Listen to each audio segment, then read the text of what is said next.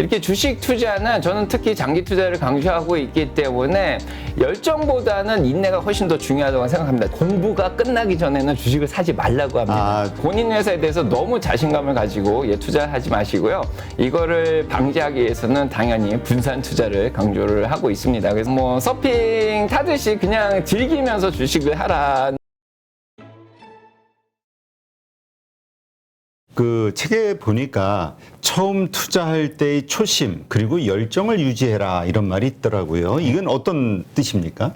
예, 아까 인내하고 조금 이렇게 비슷한 맥락에서 보실 수 있는데 제가 좋아하는 책이 필그림스 프로그레스라는 책이 있습니다. 철로 역정이라는 책인데 순례자가 길을 걸어갈 때 어떤 방에서 두 명의 사람을 만나는데 그 한 명의 이름은 패션이라고 열정이라는 사람이 있고 또 한 명의 이름은 페이션스, 인내라는 사람이 있습니다. 그래서 그 두 사람이 이 주인공한테 순례자한테 얘기를 하기로 당신의 가는 길은 굉장히 길고 험한 길이기 때문에 열정적으로 빠르게 조급하게 생각하는 것보다 인내를 가지고 순례의 길을 걸어가면은 결국엔 빛을 보게 될 거다. 이제 이런 얘기가 있습니다. 그래서 저도 비슷한 생각을 하고 있어요.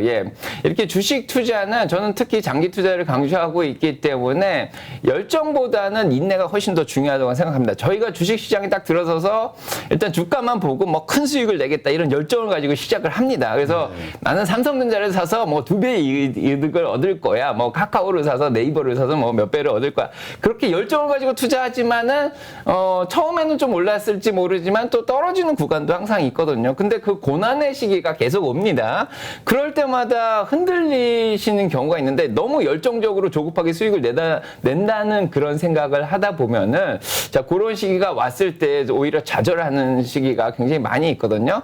사실은 그런 시기도 좀 인내하면서 좀 장기적으로 버텨서 가는 게 훨씬 주식 투자에는 더 이득이 된다는 생각이 들고요. 당연히 이제 복리 효과도 생각을 하는 거죠. 그래서 본인이 만약에 열정을 내고 싶은 그런 주식 투자를 하고 싶다면 그 열정을 당장 수익을 내겠다는 데 쓰는 것보다는 오히려 공부를 하는데 책을 많이 읽고 찰리 먼거도 그렇게 얘기했었습니까?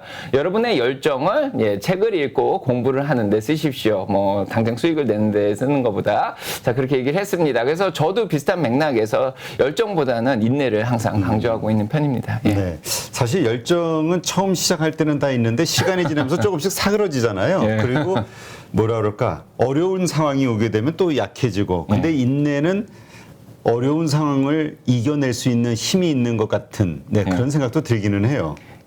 맞습니다. 우리 인생하고 주식이 굉장히 비슷해요. 특히 장기 투자는 우리 인생하고 굉장히 비슷한데 우리 인생에서 인내해야 될 부분은 정말 많습니다. 그래서 뭐 에디슨도 항상 뭐 퍼스피레이션 99%의 인내, 끈기와 1%의 영감이라고 항상 얘기를 하듯이 정말 인생에서 인내가 차지하는 비중은 굉장히 큽니다. 그리고 캐롤 드웨기 얘기하듯이 마인셋을 얘기했는데 뭐 그로스 마인셋을 가진 사람도 있고 픽스드 마인셋을 가진 사람도 있습니다. 그래서 그로스는 성장하는 마음을 가진 사람이고 픽스드는 마음이 굳어진 사람인데요. 뭐 인류 역사상으로 보면은 성공한 사람들을 대부분 보면 이 성장하는 마음을 가졌다고 그 책에서 얘기를 하고 있습니다. 그래서 캐롤 드웨잉은 스탠포드 대학교의 이제 심리학과 교수님이신데요. 아무튼 뭐 에디슨이라든지 모차르트라든지 우리는 천재라고 얘기를 하지만 그분들은 사실은 몇십 년 동안 끈기 있게 뭔가를 창출하기 위해서 노력을 하신 분들로 이 책은 이렇게 묘사를 하고 있습니다. 그거랑 좀 비슷하죠. 그래서 저희 인생도 계속해서 성장하려는 노력을 하고 끈기 있게 버티면서 그 도전하는 어떤 장애물들을 계속해서 넘어가려고 노력을 해야 되는데 주식 투자도 비슷합니다. 뭐 결코 다르지 않습니다. 어떤 회사에 투자를 했으면 특히 창업하는 회사에 투자를 했다면은 그 회사가 성공할 때까지 계속해서 기다려줘야지 어떤 좋은 결과를 낼 텐데 지금 당장 주가로 인해서 이 회사가 이상해 보인다고 해서 주식을 빨아버리고 이렇게 하면 결코 성공할 수 없다는 생각이 저한테는 듭니다. 네. 그러니까 이 처음부터 살 때 무엇을 사는지 정확히 알고 사라 이런 얘기를 하시는데 이 말의 의미, 안다는 거의 의미가 어떤 겁니까? 예, 저는 항상 강조하기로 공부가 끝나기 전에는 주식을 사지 말라고 합니다. 아, 그 예. 기업에 대해서 정확히 알기 전까지는. 네. 그래서 공부를 충분히 해야죠. 아까도 말씀드리는 좀 이렇게 회사의 자 매출 상황을 충분히 보시고 매출 성장률도 좀 보시고 그 다음에 뭐 주당 순이익이 얼마나 증가하고 있는가 이런 것도 좀 보셔야 되고 요즘 같은 시기에는 이익이 좀 잘 나는 기업이 더 좋겠죠. 그 다음에 앞으로의 뭐 새로운 기술들이 계속 나와서 R&D를 열심히 하니까 새로운 기술도 나오고 그 분야에 있어서는 거의 뭐 최고라고 드릴 수 있는 뭐 대장주 같은 주식들은 뭐 경쟁에서 앞으로 밀리지 않아야 될 것들을 좀 보는 거죠. 뭐 전기차에서는 뭐 테슬라가 가장 앞서가고 있지만 이 테슬라가 자 향후 뭐 5년 동안 다른 기업한테 좀 따라잡힐 가능성이 있나 이런 것들도 좀 보시고 그래서 전체 산업의 리포트도 좀 읽어보시고 그 산업에 속해 있는 뭐 회사들이 어떤 회사들이 있는가도 좀 보시고 이 회사가 그런 경쟁 가운데 뭐 어떻게 잘 살아남아서 매출을 계속해서 늘려나갈 수 있는가 순이익을 늘려나갈 수 있는가 또 빚은 많이 없으면서도 현금 흐름을 좋게 가져가고 배당도 줄 수 있으면 더 좋고요. 예, 그런 것들을 충분히 공부를 하시고 투자를 하시면은 시장 상황이 좀 변하고 뭐 주가가 변동해도 예, 결코 흔들리지 않을 거라고 봅니다. 예. 근데 이런 경우들 있잖아요. 내가 선택한 그 주식에 대해서 사랑과 빠지지 말라고 하는데 사랑에 빠지는 경우 어떤 경우에서도 자기 합리화하면서 끌고 가는 경우가 있고 의심을 좀 해야 된다는 그런 얘기도 있지만 또 반대로 믿어야 된다는 얘기도 있고 그러니까 이 가운데서 중립을 잡는 게 참 어렵거든요.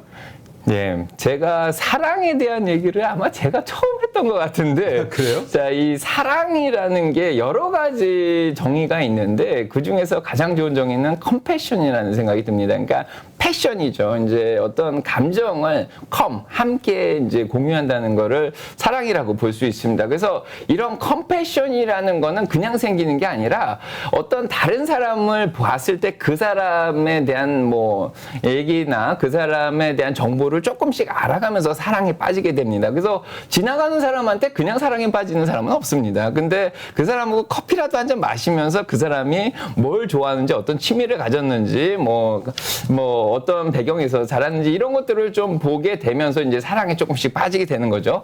주식도 마찬가지입니다. 그래서 그렇게 사랑에 빠지나요? 이쁘고 멋지고 아니면 뭐 이러면 사랑에 빠지는 게 아닌가요? 아니, 겉모습만 보면 뭐 그건 연예인들처럼 뭐 잘생긴 분들이 있으면 뭐 좋은데 예, 그런 분들은 쉽지가 않고 자 일단은 예 자, 아무튼 주식도 마찬가지입니다. 알면 알수록 사랑에 빠지게 되죠. 예, 그래서 자 어떤 주식의 기본적인 펀더멘털을 알고 회사의 전망이라든지 이런 것들을 알면은 본인이 사랑에 빠지는데 그건 참 저는 좋다고 생각합니다. 그만큼 그 회사에 대한 믿음이 생기고 요즘같이 주가 변동이 일어나는 상황에서도 결코 흔들리지가 않죠. 하지만 그 사랑이 지나치게 되면은 집착이 됩니다. 그렇죠. 이거를 편향이라 그래요. 주식에서는 바이어스라 그러는데 자 컨퍼메이션 바이어스라는 게 있습니다. 그래서 확증 편향이라 그러죠. 아니면은 뭐 보유 편향이라고도 하는데 뭐 주식을 오래 들고 가다 보면은 그 회사의 장점과 기회만을 보지 그 회사의 약점과 위협이 되는 상황을 보지 않는 경우가 굉장히 많이 있습니다. 그래서 기업 분석을 할 때는 SWOT 어널리시스를 많이 쓰게 되는데 S가 strength 강점이고 W는 weakness 약점이고 O는 opportunity 기회고 T는 예, threat이라고 해서 위협입니다. 그래서 기업 분석을 할 때 기본적으로 경영학에서 배우는 건 이 네 가지 면을 다 봐야 되는데 주식을 들고 있으면 이 강점하고 앞으로 올 기회만 보게 되고 자 너무 사랑에 빠지다 보니까 누가 이 주식에 대해서 나쁜 말을 하고 약점을 얘기하고 앞으로 올 위협에 대해서 얘기하면은 그거는 이제 잘 귀를 닫고 예, 그 얘기를 하는 사람들하고 싸움 나죠? 예, 싸움 나고 멀어지게 되는 그런 상황이 너가 옵니다. 뭘 알아? 막 이러고. 그런데 어떤 기업이든지 약점은 있습니다. 뭐 지금 아무리 잘 나가는 기업들도 성장률이 둔화되는 약점이 있을 것 같고요. 그 다음에 아무리 잘 나가는 기업도 경쟁자는 끊임없이 나옵니다. 뭐 당장 5년은 잘 버틸 수 있지만 10년 지나고 20년 지나면 그 산업 자체가 또 도태되는 경우도 있고요. 저희가 보는 대형 회사들 중에 망한 회사들이 굉장히 많이 있습니다. 당연히 레만 브라더스 사태도 그런 식으로 왔던 거고요. 그렇기 때문에 본인 회사에 대해서 너무 자신감을 가지고 투자하지 마시고요.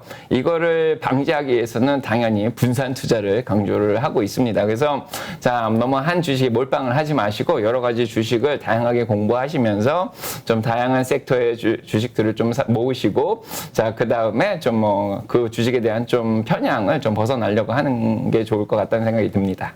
아, 그러니까 우리가 그 책에도 나와 있듯이 그 지나치게 믿거나 지나치게 또 불신하지 않는다. 여기에 대한 솔루션으로는 분할 매수, 그러니까 포트폴리오 분할 투자. 예. 네, 이렇게 보면 되겠군요. 종목을 나눠서. 예, 당연히 분석할 때 예, 약점과 위협은 조금 고려도 하시고 또 이제 다양한 주식들을 본인 주식이 아무리 공부를 열심히 했다 그래도 그 주식이 본인의 공부가 좀 짧을 수가 있습니다. 그래서 아무리 회사에 대한 정보를 전화를 걸어서 알아내려고 해도 그 회사에서 보이지 못하는 그런 면들이 있거든요. 그래서 실패할 확률도 조금은 있습니다. 그래서 S&P 기업들을 보시면 지난 20년간 도태된 기업들이 사실은 50% 이상이 있습니다. 그래서 그런 것들을 보시면은 공부가 충분히 돼야 되는데 실패할 확률도 있기 때문에 여러 가지 주식을 골고루 들고 가시는 게 좋지 않을까 싶습니다. 예. 네. 근데 이 서핑처럼 주식 투자를 하라는 말은 어떤 뜻이에요? 네, 뭐 아까 열매를 따고 줍줍을 하는 상황하고 좀 비슷한데요. 자, 뭐 서핑 타듯이 그냥 즐기면서 주식을 하라는 의미로 받아들이시면 될 것 같습니다. 좀 행복한 투자를 하라는 얘기죠. 그래서 서핑을 타듯이 파도가 높게 오면은 서핑을 탈 때 너무 즐겁지 않습니까? 그래서 주가가 많이 올라가고 그러면은 열매도 따고 하면서 막 마음껏 잘 즐기시고요. 근데 이제 많이 떨어졌을 때는 너무 슬퍼하지 마시고 다음 파도를 기다리면서 열심히 저어야 되죠. 예, 그럴 때는 회사에 대한 공부도 더 많이 하시고요. 어떤 주식이 좀 많이 안전 마진이 많이 생겼나 그런 것도 보시고 하면서 조금씩 분할해서 열심히 공부해서 자, 매수를 하시고 예, 다음 파도가 올 때까지 열심히 졌습니다. 물속에서 열심히 졌고 다음 파도가 높게 오면은 예, 그때 또 이제 파도를 타고 즐기시면서 열매도 따시고 그렇게 하면 좋을 것 같습니다. 그래서 행복한 투자 강조하고 있습니다. 네.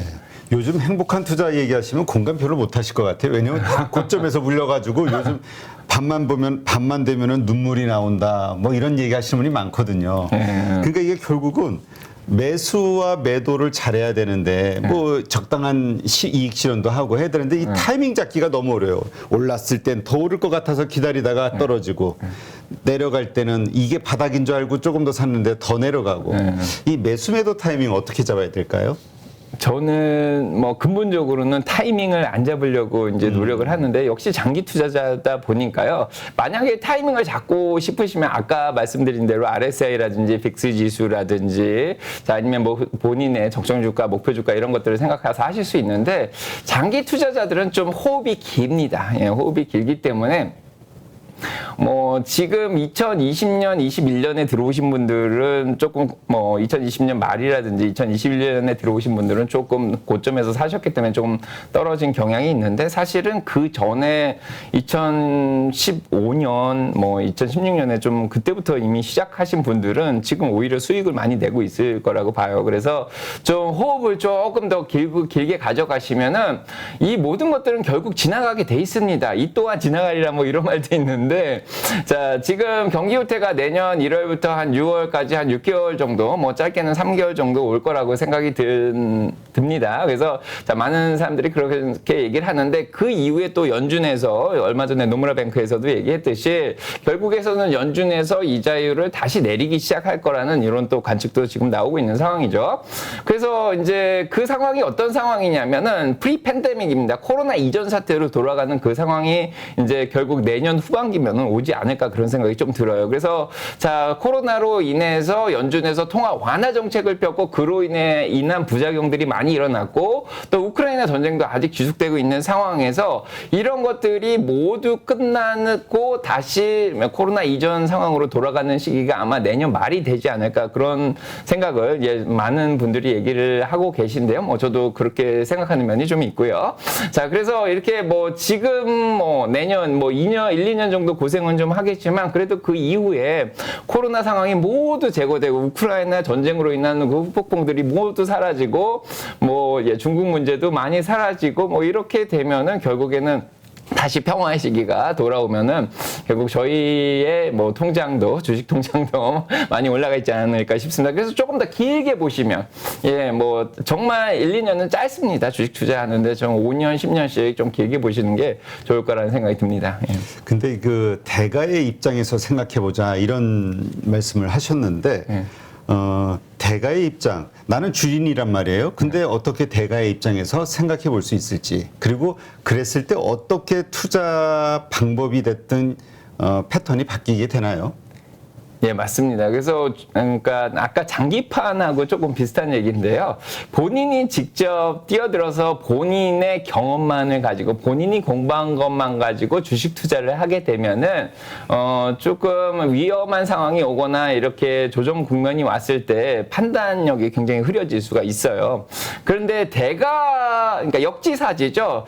이런 상황에서 대가들은 어떻게 생각했을까? 이렇게 생각을 하는 겁니다. 그래서 내가 만약에 워런 버핏이라든지 내가 피터 린치라든지 아니면 벤자민 그레이엄 같은 경우에 이런 시기가 왔을 때 어떻게 행동을 할까, 어떤 생각을 할까를 곰곰이 생각해 보는 겁니다. 그래서 지금 주가가 많이 떨어졌다고 생각해서 저는 너무너무 힘들고 뭐 앞으로 계속 떨어질 것 같은 그런 불안한 생각이 들긴 하지만 과연 워런 버핏은 이런 시기에 어떤 생각을 할까요? 그래서 워런 버핏은 얼마 전에도 뭐 옥시덴털 페트롤리엄 같은 주식들을 계속 매수를 한 것처럼 대가들은 이렇게 싼 시기에 오히려 좋은 시기라고 생각하고 장기적으로 생각하고 또 주식을 매집을 하고 있습니다. 그래서 자, 뭐 본인의, 그러니까 이건 약간 겸손하라는 얘기하고도 약간 맥락이 좀 비슷한데요.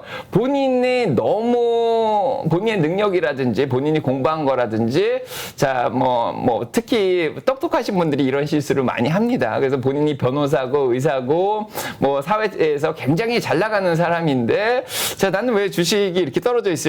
그렇게 생각을 하면서 내 생각엔 이게 맞는데 이렇게 생각하실 수가 있는데 자아를 좀 버리실 때가 왔습니다. 이럴 때는 저 오히려 대가의 입장에서 나 자신을 버리고 자, 워런 버핏이라든지 저 유명한 대가들은 이런 시기에 자, 어떻게 행동을 할까를 생각하셔서 자, 객관적으로 행동을 하시면은 조금 좋을 것 같다는 생각이 듭니다. 지금 그 대가의 입장에서 생각해 봤을 때, 그러니까 우리가 오히려 이렇게 많이 떨어졌을 때 얼마나 더 떨어질지 혹은 여기가 바닥일지는 알 수 없으나 많이 떨어지고 저평가라는 그 평가를 받는 구간에서는 이제 열심히 사 모으거나 아니면 내가 많이 물려서 손실액이 크더라도 버틸 수 있는 용기가 있어야 되는데 그러자면 확신이 있어야 되잖아요. 시간이 지나면 올라갈 거야. 근데 대가들은 이걸 믿는 것 같단 말이죠. 맞습니다. 그래서 우리도 자연스럽게 그냥 내가 가진 주식이 지금은 힘들어도 지나면 올라갈 거야 이런 생각을 어떻게 가질 수 있죠? 우리 경험이 없잖아요. 그럼에도 불구하고 그런 믿음을 가지려면. 그래서 경험이 중요한 겁니다. 경험이 중요합니다. 제 책에서 강조를 하는 게 딸이 어려서부터 교육을 받으면은 20년 정도 투자를 해보면은 그런 시기를 다 지나서 본인의 주식의 주가가 많이 올라가는 걸 경험을 할 겁니다. 그래서 복리 효과를 거둬서 큰 부자가 되는 걸 또 경험을 하고 아주 어렸을 때 100만 원만 투자했지만 그게 어느 순간 뭐 1000만 원이 돼 있는 그런 현실을 자, 이미 경험을 해본 사람들은 이런 시기가 와도 절대 흔들리지가 않죠. 그래서 자, 이런 대가들의 경험을 통한 이런 맷집입니다. 싸움을 할 때도 많이 맞아본 사람이 싸움을 잘한다는 얘기가 있습니다. 뭐 권투도 마찬가지죠. 맷집이 일단 좋아야 됩니다. 뭐 복부를 때리던 뭐 얼굴을 맞던 잘 버틸 수 있어야지 장기적으로 잘 가져갈 수 있는데요. 비슷합니다. 맷집이 생기려면은 이렇게 하락장을 많이 경험을 해야지 주식 시장에서 성공할 가능성이 높죠. 그래서 시간이 필요합니다. 그래서 열정만 가지고 당장 급하게 시작하신 분들은 결코 쉽게 이런 시기를 지나기가 쉽지 않은데 저 이런 시기도 한번 겪고서 한 2023년 말 2024년에 본인의 주식이 원가를 넘어서 자, 본전을 넘어서 많이 올라가 있는 걸 만약에 경험을 하신다면 그 이후에 은퇴 시기까지의 주식 투자는 계속 승승장구할 거라고 저는 믿습니다. 네. 하여튼 그 경험은 그 경험만큼 좋은 스승은 없다 그러잖아요. 네. 그러니까 정말 우리가 이 기간을 통해서 숨으려고 하지 말고 이렇게 시장에서 좀 이 어려운 상황을 그대로 경험해 나가는 게 앞으로의 투자 생활에서 큰 도움이 될 것 같다는 생각은 들어요. 워낙 요즘 힘든 장이라. 예. 예. 하여튼 저도 예전에 처음 주식 투자할 때 하이닉스 5,000원 얘기할 때 이거 회사 망하면 어떡하지? 별별 걱정으로 안 샀었는데 네, 이렇게 될 줄 누가 알았겠어요. 네. 하여튼 그렇습니다. 예, 저도 옛날에 삼성전자 주식을 IMF 때 샀었습니다. 그래서 3만 원대까지 내려갔었어요. 분할 전에. 예, 나중에 50대 1로 분할을 했죠. 그래서 몇백만 원까지 올라갔었는데 그 주식이 결국에는 이제 제가 유학 나가면서 유학 나갈 때까지도 한 4만 원밖에 안 되더라고요. 많이 안 오르더라고요. 그래서 결국 다 팔고 2002년에 유학을 떠났습니다. 근데 유학을 끝내서 이제 사회에서 이제 사회생활을 시작할 때쯤 되니까 그 주식이 몇백만 원이 돼 있는 거예요. 그러니까. 저도 그런데 2003년 4년도에 예. 뭐 2, 30만 원밖에 안 할 때 예. 그때 삼성전자 누가 얘기했는데 야 무슨 이렇게 비싼 주식을 사 그랬는데 그게 200만 원이 넘어가는. 네. 자, 근데 이제 우리가 이렇게 그 뭐라 그럴까요? 처음에 가졌던 열정 혹은 그 주식에 대한 신뢰 이런 게 흔들리는 것 중에 하나가 언론의 뉴스란 말이죠. 미디어에서 뭐 예를 들면 이번에도 그래요. 디램 가격이 폭락하고 있다. 뭐 그러면서 반도체는 이제 뭐 어려워질 것이다. 이런 뉴스가 막 나와. 그러니까 사람들이 그 증권사에서도 리포트 목표 주가 하향 딱 하고. 그러니까 이젠 팔아야 될 때군. 팔아 버리는데 오히려 그때가 바닥인 것처럼 그때서부터 올라간단 말이죠. 네. 이 미디어에 우리가 어떻게 흔들리지 않을 수 있을까요?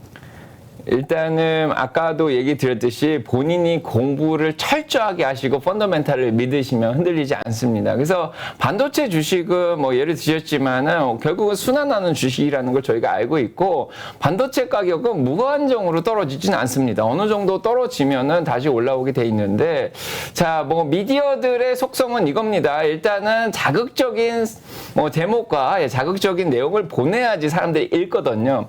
그래서 미디어들이 추구하는 거는 저희를 위해서 어떤 정보를 주는 게 아니라 저도 유튜버지만 이런 말을 하고 싶지는 않습니다. 솔직히 제목 하나에 따라 조회수가 1000이 나올 수 있고 많이 나올 수 있는데 예. 자, 일단은 미디어들은 일단 수익성이 굉장히 중요하고 미디어들이 살아남기 위해서는 뭐 광고 수익도 굉장히 많이 내야 되고 하기 때문에 많은 사람들이 읽어줘야 됩니다. 그래서 그들이 추구하는 목표하고 저희가 추구하는 목표는 굉장히 틀립니다. 그래서 정보의 신뢰성에 대해서 잘 판단할 수 있는 능력이 개인들한테 굉장히 중요한데요.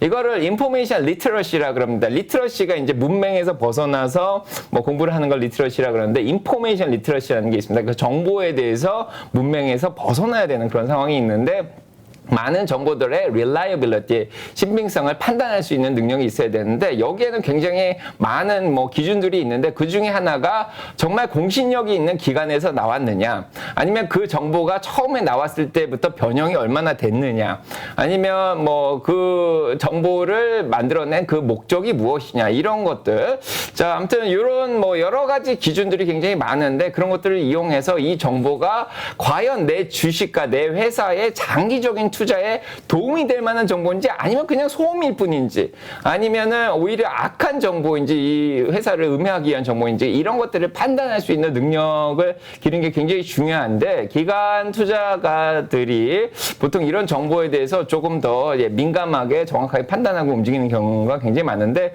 저희 개인들은 너무 요즘 같은 시기에 인터넷이 많이 발달하다 보니까 정보가 너무 많아요. 그래, 소음이 헷갈려요. 너무 많아서 잘 골라서 본인 주식에 도움이 될 만한 소식을 잘 들으셔야 됩니다. 예. 네, 그러니까 우리가 뉴스를 잘 분간하는 그런 능력 그리고 너무 쉽게 흔들리지 말아야 된다. 예. 네, 요즘 단독 뉴스 조심하자 이런 얘기 많거든요. 거기 오보가 하도 많아가지고. 네, 자 분할 매수하는 습관 이거를 꼭 들여야 된다 하셨는데 이유가 있을까요? 예, 아까 뭐 얘기 드린 거랑 같은 맥락인데요. 매수 타이밍을 적절하게 잡는 게 정말 어려운 일입니다. 뭐 차트 분석하고 기술 분석을 할 줄 알면은 매수 타이밍을 잡기가 좀 편하다고 얘기를 하고 있습니다. 근데 차트 분석을 하더라도 틀리는 경우가 굉장히 많죠. 뭐 쌍봉을 그리면 떨어진다, 뭐 W를 그리면 올라간다, 뭐 이런 얘기들이 많은데 그게 항상 맞지가 않습니다. 제가 진짜 IMF 때부터 단타를 조금 해본 적이 있어요. 아마 한 4년 정도 단타를 하면서 차트 분석도 좀 많이 해보고 해봤는데 맞지 않습니다.